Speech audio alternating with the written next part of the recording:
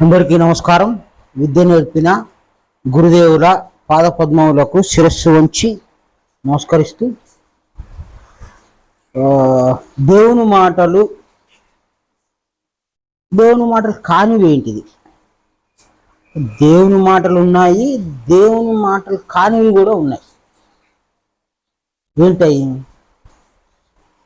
మాటలు అంటే ఏంటిది? మాట్లాడటం అంటే తెలుసు అందరికీ. ప్రపంచ విషయాలు, దేవుని విషయాలు అనేది కూడా చాలా అద్భుతమైన జ్ఞానం ఉంది మనకు. ఇంకొకరు చెప్పాల్సిన పని లేదు. దేవుని మాటలు ప్రపంచ మాటలకు వ్యత్యాసం ఏమిటి?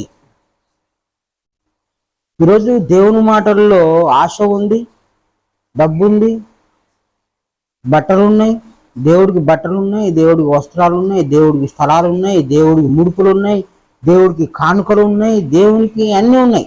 మనిషికి ఏది ఉన్నాయో దేవునికి అవి ఉన్నాయి. కాబట్టి నేను ఆ గుడికి పోయేస్తా అంటారు. అంటే అక్కడ ఒకడు ఉన్నాడు దేవుడు, వాళ్ళ దగ్గరికి పోయేస్తా అని. ఇక్కడ మాకు దగ్గర ఇంకొక దేవుడు ఉన్నాడు, అక్కడికి పోయేస్తా అని. దేవునికి స్థలాలు కూడా ఉన్నాయి, దేవునికి స్థలాలు ఉన్నాయి, దేవునికి పద్ధతులు ఉన్నాయి. ఈరోజు సోమవారం కదా, అక్కడికి పోయేస్తా అంటారు. ఇట్లా దేవుడు మనిషి కంపేర్ చేస్తే ఇద్దరు ఒకేలా కనపడుతుంటారు. మనిషి ఏమో దేవుని మొక్కుతుంటాడు, దేవుణ్ణి అలంకరిస్తుంటాడు, దేవుని విషయాలు చెప్తుంటాడు. ఇక్కడ దేవుడు ఏమై ఉన్నాడు అనేది చాలా మంది పాస్టర్లలోనే గజిబిజి.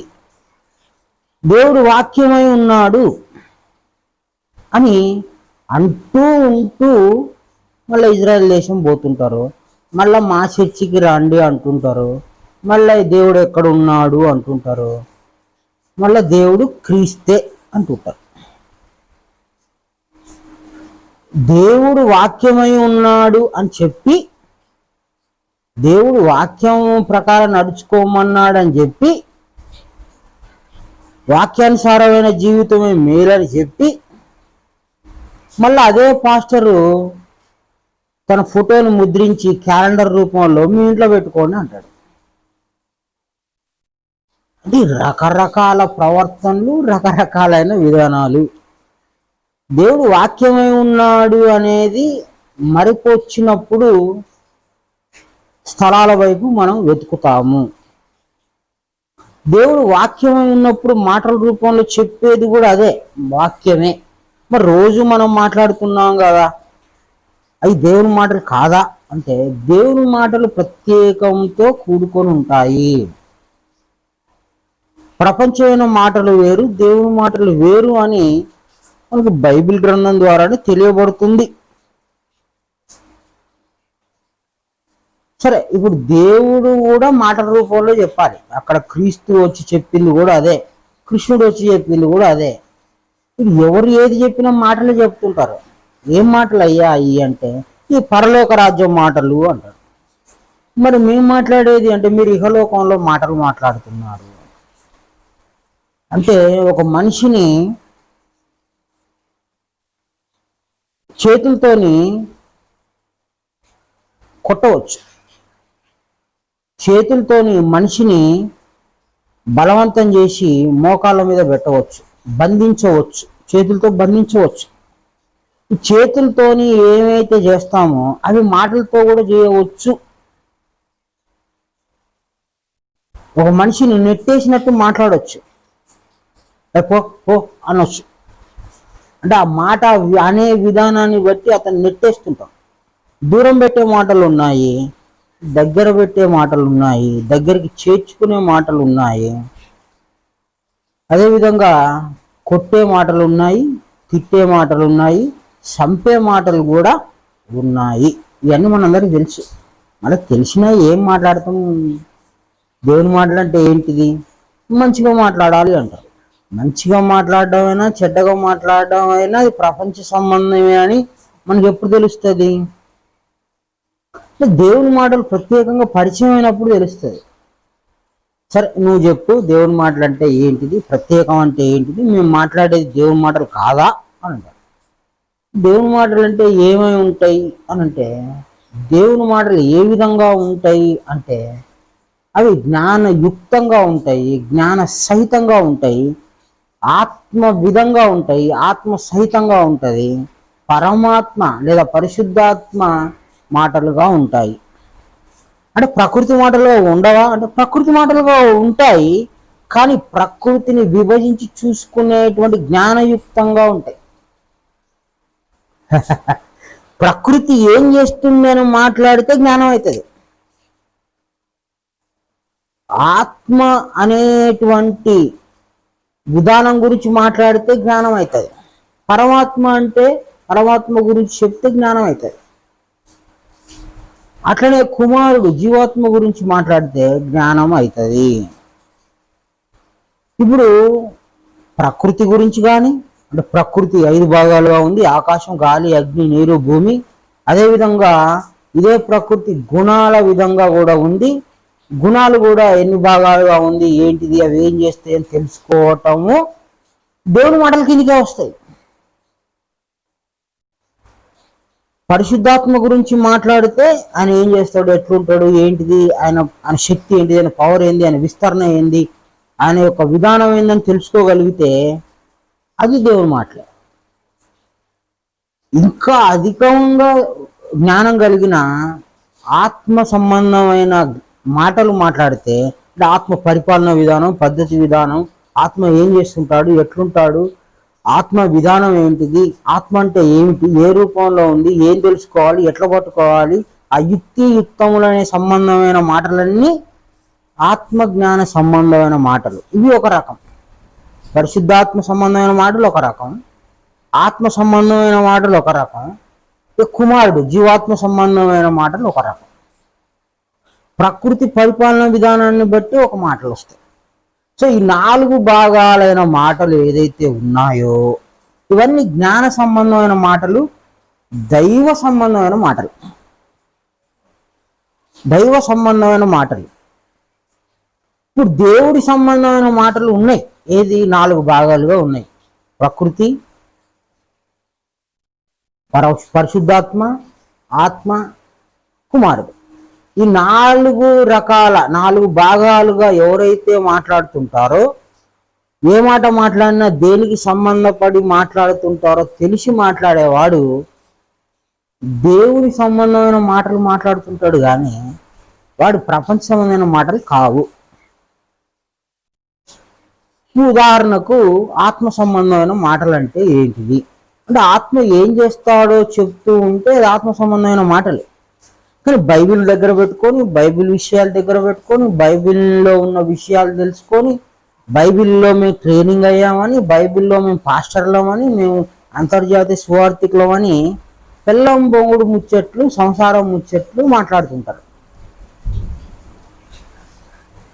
అది అది దేనికి సంబంధించిన మాటలు అవి? అవి నువ్వు అనుభవించే స్థితిని తెలియజేసేది. అవి దైవ సంబంధం కాదు. ఇప్పుడు దైవ సంబంధమైన మాటలు అవి కాదు. మరి ఏంటి దైవ సంబంధం అంటే, ఆత్మ ఏం చేస్తున్నాడు, ఈ కుమారుడు ఏం చేస్తున్నాడు, పరిశుద్ధాత్మ ఏం చేస్తాడు, ఆ ప్రకృతి ఏం చేస్తుందని చెప్పడం అనేది దైవ సంబంధమైన మాటలు. సరే, ఈ దైవ సంబంధమైన మాటలు ఎట్లా తెలుసుకోవాలి? మాకేం తెలుసు అంటే, బైబిల్లో దేవుడు చెప్పాడు. ఏం చెప్పాడు అంటే, ఏం చెప్పాడు అని అంటే మర్మాల రూపంలో, ఉపమాన రూపంలో చెప్పాడు. మరి మాకు ఎట్లా అర్థమవుతుంది అంటే, అడుగుడు ఇవ్వబడును అన్నాడు కదా. ఒక వాక్యం తీసుకో, దాని కొరకు ప్రయాసపడు, శ్రద్ధ పెట్టుకో, నేను నీకు ఇస్తా అన్నాడు. మరి అవి ఇవ్వకుండానే, నువ్వు తెలుసుకోకుండానే, నువ్వు వాటిని పరిశీలన చేయకుండానే నీకు తోచింది నువ్వు చెప్పుకుంటూ పోతే, నువ్వు ఈరోజు బైబిల్ గ్రంథం పరిస్థితి ఏంది? ఒక ఆమె అంట దేవుణ్ణి ప్రార్థన చేసిందంట. ఏ దేవుణ్ణి? పరిశుద్ధాత్మ దేవుణ్ణి చేసి, ఒక పిల్లర్ ఉందంట ఆమెకి, గుడిసె. ఆడివే ముట్టుకొని ప్రార్థన చేస్తే ఆమెకు 16 పిల్లర్లు, సిమెంటు, రాడ్డు, కంకర, ఏ సుతారి లేకుండానే, అది ఏందో ఒక అద్భుతం, ఒక మాయ అలా జరిగిపోయిందంట. ఈ విధంగా బైబిల్ని అనేక రకాల వక్రంగా మాయా సంబంధించిందిగా మాయాపూరితంగా చెబుతున్న అబద్ధ బోధకులు సాక్షులు తయారయ్యి బైబిల్ని, దేవుని మాటని అది శక్తి లేనిదిగా చేస్తున్నారు. శక్తి కలిగిన మాటలు ఉన్నాయి. ఎప్పుడుంటాయి? నువ్వు ఎప్పుడైతే దేవుడి జ్ఞానం తెలుసుకుంటావో అప్పుడు నీ మాటకు ఒక శక్తి వస్తుంది. ఆ శక్తి దేవుడిదే, ఆ మాట దేవుడిదే అవుతుంది. అప్పుడు ఆ శక్తికి, ఆ మాటకి, ఆ విధానానికి కొంత ప్రత్యేకత ఏర్పడుతుంది. ఇప్పుడు దేవుని మాటలు ఎవరన్నా మాట్లాడితే 4 భాగాలుగా చూసుకోవాలి. ప్రకృతి ఎట్లా పనిచేస్తుందో చెప్పేవాడు కూడా దేవుని సంబంధే. పనిచేసే విధానాన్ని చెప్తే దేవుని సంబంధి, ఆ పనిలో ఉంటే మళ్ళీ దేవుని సంబంధి కాదు. మోహగుణం ఏం పని చేస్తుంది, ఎట్లా ఉంటుంది అనే దాని పని విధానాన్ని చెప్పినోడు వాడు దేవుని సంబంధం. మనస్సు ఏం చేస్తుంది, ఎట్లుండి దాని పరికరం, ఆ విధానం ఏందని చెప్పినోడు వాడు దేవుని సంబంధి. మొదటి ఆజ్ఞ చెప్పేటోడు దేవుని సంబంధి. హృదయం పేరు చెప్పేటోడు దేవుని సంబంధి. హృదయం ఎన్ని భాగాలుగా ఉంది, ఒక్కొక్క భాగంలో ఏం పని జరుగుద్ది, దాన్ని ఎట్లా చూసుకోవాలి, ఎట్లా అర్థం చేసుకోవాలి అనేది చెప్పేవాడు దేవుని సంబంధి. పరిశుద్ధాత్మ గురించి చెప్పేవాడు దేవుని సంబంధి. ఆత్మ గురించి చెప్పేవాడు దేవుని సంబంధి. కుమారుడు గురించి చెప్పేవాడు దేవుని సంబంధి. ఈ మాటలు మాట్లాడేవాడు దేవుని సంబంధి. సంసారం ముచ్చట్లు, ఆర్థిక విషయాలు, దీవెన్లు, కృపలు, ఇల్లు కట్టుకోవడాలు, ఇట్లాంటివన్నీ వచ్చేసి అవి ప్రపంచ విషయాలు. ఇవి దేవుడి విషయాలుగా చెప్పుకుంటున్నారు. కానీ అవి దేవుడి విషయాలేదో ప్రపంచ విషయాలేదో తెలియకుండానే ఈరోజు బైబిల్ని అనుసరించి చాలామంది నడుచుకుంటున్నారు. మొదటి ఆజ్ఞ ఎవరికి తెలియదు, ఎవరికి తెలియదు. మళ్ళీ ఎవరికి అంటే అమర్యాద అనుకుంటారు. జీవుణ్ణి డు అనే పదంతో పోలుస్తారు కాబట్టి ఆ డు అనే పదం ఉండి సరే ఎవరికి తెలియదు, ఎవరికి తెలియదు. ఎందుకు అంటే మొదటి ఆజ్ఞ మనస్సు కనపడదు, రెండవది హృదయం ఎవరికి కనపడదు, పూర్ణ ఆత్మ ఎవరికి కనపడదు. కనపడదే మొదటి ఆజ్ఞ. కనపడని విషయం ఎవరు చెప్తారు? కనిపించే చెప్తేనే ఎవరికి అర్థం కాదు. అరే ఒక టీవీ మెకానిక్ నేర్చుకోవడాన్ని అన్ని వస్తువులు కనిపిస్తుంటాయి, చెప్పినా వానికి అంతే తలకెక్కదు, రాదు. అంటే కొన్ని పనులు కనిపించే పనులు చెప్పినా కొంతమందికి అర్థం కావు, తలకెక్కవు. కంటికి కనిపించని చెప్తే తలకెట్లు ఎక్కుద్ది. చాలా మంది దేవుడు ఎక్కడుంటాడు చూపించు అంటారు. దేవుని దాకా ఎందుకయ్యా, నువ్వు మనసు ఎక్కడుందో నీకు తెలుసు కదా. మనసు బాగాలేదు అంటుంటావు, తాగుతుంటావు, తిరుగుతుంటావు, తిట్టుకుంటావు, తిడతా ఉంటావు. ఆ మనసు బాగాలేదని నీకు తెలుసు కదా. ఆ మనసు ఎట్టుందో చెప్పు. దేవుని సంగతి తర్వాత, ఆత్మ గురించి తర్వాత, కానీ ముందైతే మనసు గురించి చెప్పు. ఏ ఒక్క డాక్టర్కి కానీ, ఏ ఒక్క సైంటిస్ట్కి కానీ ఇంతవరకు అది దొరకకుండా తిరుగుతుంది. ఏ స్కానింగ్కి దొరకకుండా తిరుగుతుంది. ఇంత తెలివి ఉంది, అది కనిపెట్టలేకపోతున్నావు అంటే మొదటి ఆజ్ఞలో పూర్ణ మనసే నువ్వు తెలుసుకోలేవు. నువ్వు మనకు దేవుడు కావాలి, మనకి దేవుడు డైరెక్ట్ దేవుడు కావాలి. మన తెలియట్టుంది. మనస్సు అనేది మొదటి ఆజ్ఞలో ఎంత పరిశోధన చేస్తే లభిస్తుంది. మొదటి ఆజ్ఞ పట్టుకుంటే మనకి దేవుడి విషయాలు ఎంత తెలుస్తాయి అని వదిలిపెట్టి ఇదంతా ఎవరు పడతారు, ఈ తిప్పలంతా ఎవరు పడతారు, ఈ జ్ఞాన ప్రయాసంతో ఎవరు పడతారు. పోయి ఆడేదో ఒక ప్రార్థన చేసి 100 200 బైబిల్లో పెట్టుకొని బయటపడిపోతే అయిపోదా, వాళ్ళు పెట్టింది తినేసి అనుకుంటారు. అట తయారు చేస్తున్నారు ఈరోజు క్రైస్తవ్యాన్ని. విశ్వాసం లేదు, హృదయ శుద్ధి లేదు, ఆత్మజ్ఞానం అంతకు లేకుండా పోయి ఈరోజు మతం అనే పేరుతో అది కొండ శిలువలాగా పెరిగిపోతుంది, ప్రాకిపోతుంది, అది అభివృద్ధి చెందుతుంది. అయినా ఆత్మజ్ఞానము ఏ కొద్ది మందిలోనో ఉంది, పూర్తిగా లేదు అనకుండా ఏ కొద్ది మందిలోనో ఉంది. ఆ కొద్ది మంది దగ్గర ఉన్నవాళ్ళు ఎంతమంది, ఆ కొద్ది మంది దగ్గర జ్ఞానం నేర్చుకునే వాళ్ళు ఎంతమంది.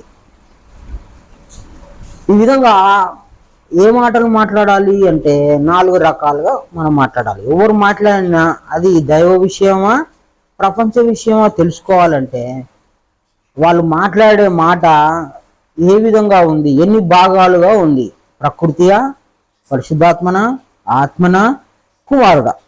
ఈ విధంగా ఏ అంశంతో వాళ్ళు మాట్లాడుతున్నారో తెలుసుకోగలిగితే వాళ్ళు మాట్లాడేది ప్రపంచం సంబంధమైన మాటల, పరలోక రాజ్య సంబంధమైన మాటల తెలిసిపోతుంది.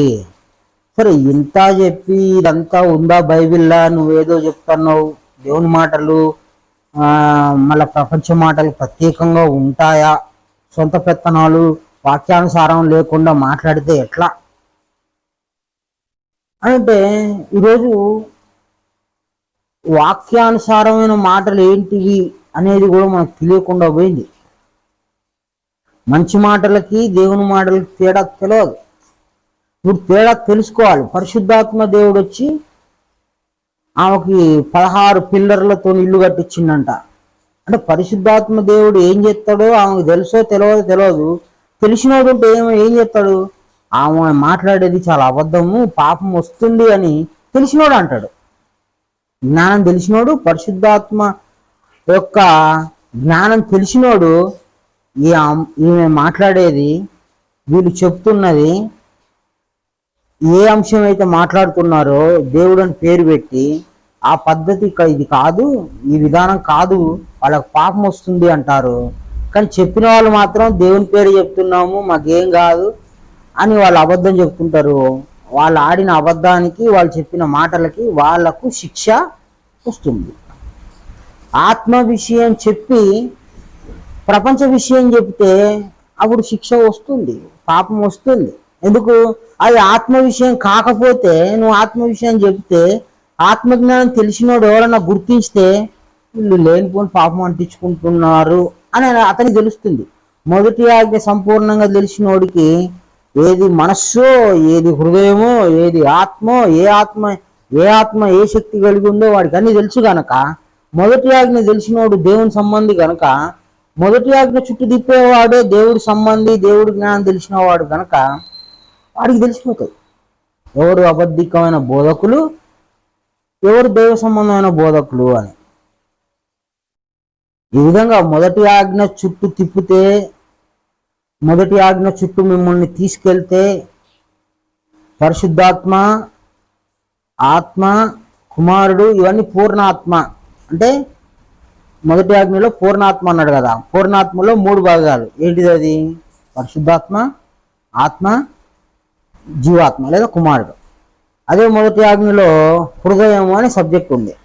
అదే మొదటి ఆజ్ఞలో మనస్సు ఉంది. ఈ మనసు ఏం చేస్తుందో చెప్పేటోడు దేవుని మనిషి, హృదయం ఏం చేస్తుందో ఎట్లా ప్రవర్తిస్తుందో చెప్పేవాడు దేవుని మనిషి, పూర్ణాత్మ గురించి చెప్పేవాడు దేవుని మనిషి. కాబట్టి దేవుని మాటలు మాట్లాడేవాడు ఎవడో గుర్తించాలో మనకు తెలివి ఉండాలి కదా. మరి దేవుడు మీకు దేవుని మాటలు ఏదో ప్రపంచ మాటలు ఏదో తెలవాలంటే నీకు మొదటి ఆజ్ఞ ఇచ్చినా, నేను ఇచ్చినా, నువ్వు దాని ప్రకారం మాట్లాడు, దాని ప్రకారం నువ్వు నన్ను అడుగు, తెలుసుకుంటూ ఉండు, తెలియజేస్తూ ఉండు, తెలుసుకుంటూ ఉండు, తెలియజేస్తూ ఉండు. అట్లా ఈ మొదటి ఆజ్ఞ ప్రకారం కొంత జ్ఞానం కలిగితే పాపమున చిక్కుబడకుండా ఉంటాం. లేదంటే ఏ మాట మాట్లాడి అన్ని దేవుడికే, ఏ చెప్పినా దేవుడే, దశమ భాగం ఏమని దేవుడు చెప్తాడా? కానీ దేవుడు చెప్పిందని తీసుకుంటారు. అప్పుడు పాపం రాదా? దేవుడు నువ్వు డబ్బు సంబంధా? అరే డబ్బు కర్మ అవుతుంది, పాపం అవుతుంది.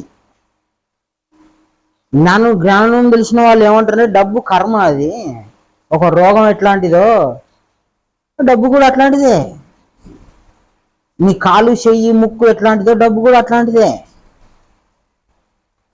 అంటే ఆ డబ్బు కోసమే దేవుణ్ణి మార్చేసి వాక్యాన్ని ఆ విధంగా అటు అర్థం వచ్చేటట్టు చెప్తే మొదటి ఆజ్ఞకి వ్యతిరేక్తం అయిపోయి, మొదటి ఆజ్ఞకి లోబడక, మొదటి ఆజ్ఞ తెలియక, మొదటి ఆజ్ఞకి దూరం అయిపోయి దేవుని మాటల్ని లాభాపేక్షకు ఉపయోగించుకున్న శిక్ష పడుతుంది.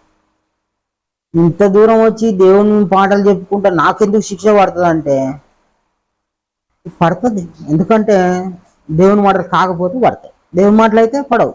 దేవుని మాటలు మాట్లాడితే శిక్ష రాదు, దేవుని మాటలు కాలేదనుకో పడతాయి. మరి నాకేటో తెలుసు దేవుని మాటలు కాదు అని అంటే మొదటి ఆజ్ఞ తెలుసుకుంటే సంపూర్ణంగా అర్థమైతే అప్పుడు ఏ దేవుని మాటలో ఏ దేవుని మాటలు కాదో అర్థమవుతుంది.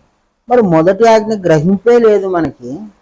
మనం వెళ్ళిపోయి బోధ చేసేసి సంఘం కట్టేసి అంటే ఎదుటి మంచి కోరుకుంటే దేవుని మాటలు అవుతాయా? అంటే జాగ్రత్తగా దేవుని మాటలు ఏదో దేవుని మాటలు కాదేదో మనం చూసుకోవాలి. ఒకసారి మనం దేవుని వాక్యమును పరిశీలన చేద్దాం. ఇంతసేపు మాట్లాడుకుంది మరి సత్యమా కాదా, ఇంతసేపు మాట్లాడినాం సత్యమా కాదా అంటే యోహాను సువార్త 8వ అధ్యాయం 47వ వచనము, దేవుని సంబంధి అయిన వాడు దేవుని మాటలు వినును. అంటే దేవుని మాటలు ఉన్నాయి కాబట్టి వాడు వినును. దేవుడి సంబంధి అయిన వాడు దేవుని మాటలు వినును. మీరు దేవుని సంబంధులు కారు గనక మీరు వినరు. మీరు దేవుని మాటలు వినరు. దేవుని సంబంధమైన మాటలు కాని వాళ్ళు వేరే ఉన్నారు, దేవుని సంబంధమైన మాటలు వినేవాళ్ళు కూడా వేరే ఉన్నారు. ఇప్పుడు దేవుని సంబంధమైన మాటలు విను వాళ్ళు ప్రత్యేకమైన వాళ్ళు అయితే చెప్పేవాళ్ళు ఎవరు కావాలి? దేవుని సంబంధే కావాలి. దేవుడు చెప్తే మనం విన్నాము. సరే, ఒక వ్యక్తి ఉన్నాడు, ఆ వ్యక్తి ఒక 10 మందికి చెప్పాడు అనుకో, దేవుడు చెప్పినవి చెప్తాడు కాబట్టి అతడు దేవుని సంబంధే. ఎందుకు? దేవుని మాటలు అతనిలో నుంచి వస్తుంటాయి, వినే వాళ్ళకు కూడా అదే చెప్తుంటాడు, వాళ్ళు అదే వినాలి, ఇంకోటి వినారు కదా. ప్రపంచ విషయాలు చెప్తే వినే వాళ్ళకు 2 రకాల ఆప్షన్స్ ఉంటాయి, దారులు ఉంటాయి. ఏంటిది? ప్రపంచ మాటలు చెప్పిన వింటారు, దేవుని మాటలు చెప్పినా వింటారు. కానీ దేవుని సంబంధి అయిన వాడు దేవుని మాటలే విని దేవుని మాటలే చెప్తాడు. వాళ్ళు వినే వాళ్ళకి అదే అర్థమవుతుంది కానీ ఇంకోటి అర్థం కాదు. ఎందుకంటే దేవుని మాటలే చెప్పాలి, దేవుని మాటలే వింటారు. దేవుని మాటలు వినట్లేదు అంటే చెప్పేవాడు కూడా చెప్పట్లేదు కదా. కాబట్టి 2 రకాలుగా ఉన్నారు, చెప్పేవాడు వినేవాడు అని. వినే వాళ్ళకి దేవుడు ఏం చెప్తానంటే, మీరు దేవుని సంబంధి అయితే మీరు దేవుని మాటలు వింటారు. మరి చెప్పేటోడు మాకు అన్ని సంసారం ముచ్చట్లు, ఆర్థిక ముచ్చట్లు, లాభం వచ్చే చెప్తాడు. మరి మాకు దేవుని మాటలని ఎట తెలుస్తాండ్రి?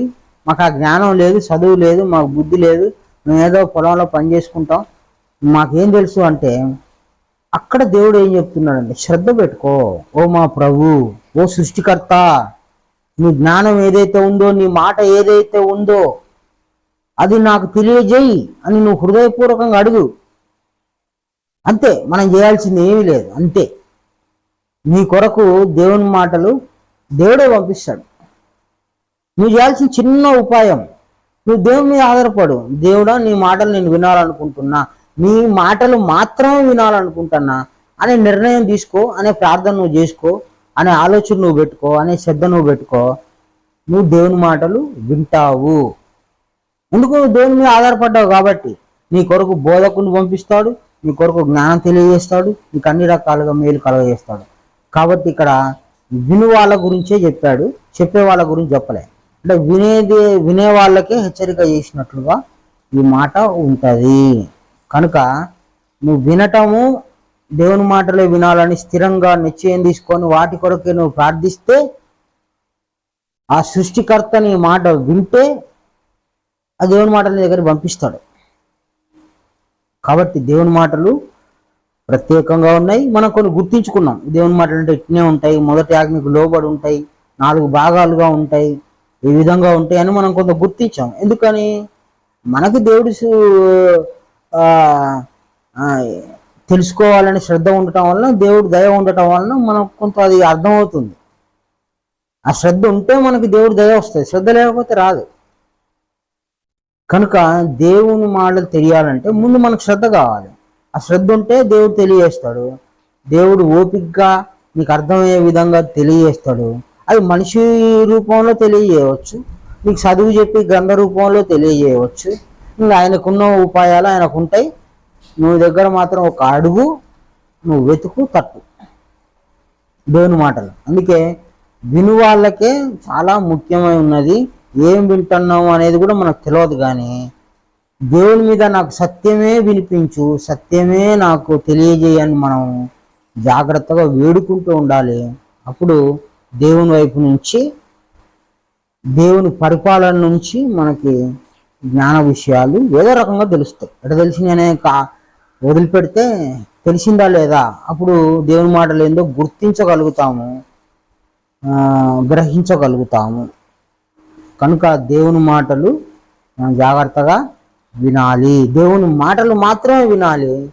అందుకొరకు మన హృదయాన్ని సిద్ధపరచుకోవాలి. మనం సృష్టికర్తను ప్రార్థించాలి. సృష్టికర్త ఎవరు? ఎవరైనా కానీ మనకి ఎందుకు, ఆ సృష్టికర్త ఎవరో నువ్వు నాకు తెలియదు. నాకైతే ఆ సత్యమైన మాటలు, ఆ దేవుని మాటలు నాకు అందజేయని శరణు వేడుకోవాలి. అది మనం చేయాల్సిన పని. ముఖ్యంగా అది ఒక్కటి మనం చేస్తే మిగతా అన్ని దేవుడు చేస్తాడు. అందరికీ నమస్కారం. గురు సమర్పణ.